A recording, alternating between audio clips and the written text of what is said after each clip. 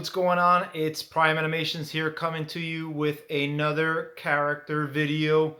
Like we mentioned in our last video, we went over Galvatron. Today we're going to go over Cyclonus, the faithful and loyal comrade of Galvatron. So let's talk about Cyclonus and his role in this particular project in this film. Let's go ahead and get into his bio.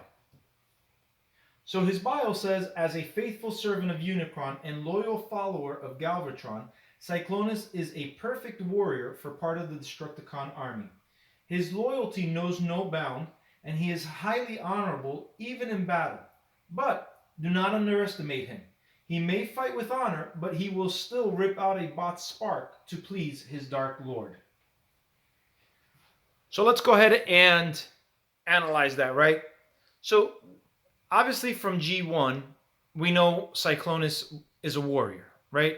Not only is he a warrior, but from what I remember, he was a very loyal warrior. I mean, he was pretty much Galvatron's right-hand man, unlike Starscream, who was always looking to defeat Megatron and take power for himself. I don't remember Cyclonus ever doing that. I could be wrong, but I think for the most part, he was Galvatron's right-hand man. So we're going to continue with that. We're not going to change that. He is very much has that loyalty in this particular project. If anything, I would kind of say that he is, even though he's a bad guy and he's a villain, he's very much like Dinobot from Beast Wars, as far as that he has honor. And it goes against his character when he does something dishonorable. We'll see some clashes between him and some of the other members of the Destructicon who don't seem to share that same sense of loyalty towards their enemies. And we'll get into who that person's going to be a little bit later down the road.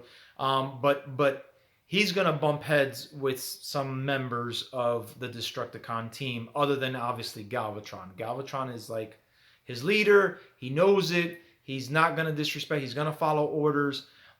He is going to be a warrior, and warriors, and he's going to be a darn good warrior. He's going to give the Autobots a run for their money. How he really brings into, as far as the story goes, right? As far as what his part is, obviously he's a supporting character, right? He's not a main character like, let's say, Galvatron is, right? But he is a supporting character. He is going to have a role. There's not too much variation regarding his past and his history. All four Destructicons share the same history, right? They were anti-primes. They were going to be created to battle the 13 primes, right? They're all coming online basically almost at the same time. They were all created almost at the same time. So as far as their history goes, they have a shared history. Where the difference comes in is in their personality, right? We already went over Galvatron, the tyrant, Cyclonus, the warrior, Scourge is the hunter. We'll get into his character bio a little bit later down the road. And Slipstream is the deadly assassin, and we'll get into her bio as well a little bit later down the road. So what I want you guys to do is pay close attention to the variances of these of the characters of the Destructicons, and see how, number one, they play off of each other, but also how they kind of interact with the Autobots that they're fighting against. So that's going to be interesting. There's going to be some interesting dialogue to happen there.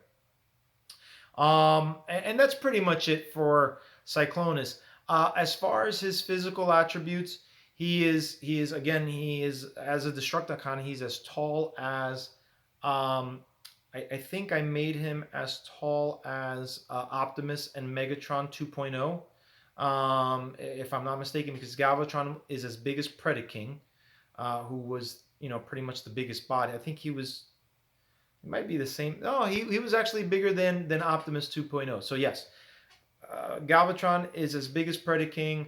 Scourge and Cyclonus are as big as Optimus and Megatron 2.0. And then Slipstream is as big as Megatron or Optimus 1.0, if you will. So that's pretty much it that we have. It's a quick bio, not a whole lot of details to go into there, but Hopefully it's interesting to you guys, and hopefully you guys will like it. Our next project update, just to give you guys an update, will be coming up hopefully next week. For those of you who watched the last project update, I was actually able to finish scene 12 prior to going on my vacation. So I will be doing a project update pretty soon, and I will be posting it hopefully by next week. So until then, guys, thank you so much. Hope you guys enjoyed this video. Be safe, and we'll see you guys next time. Take care. Bye bye.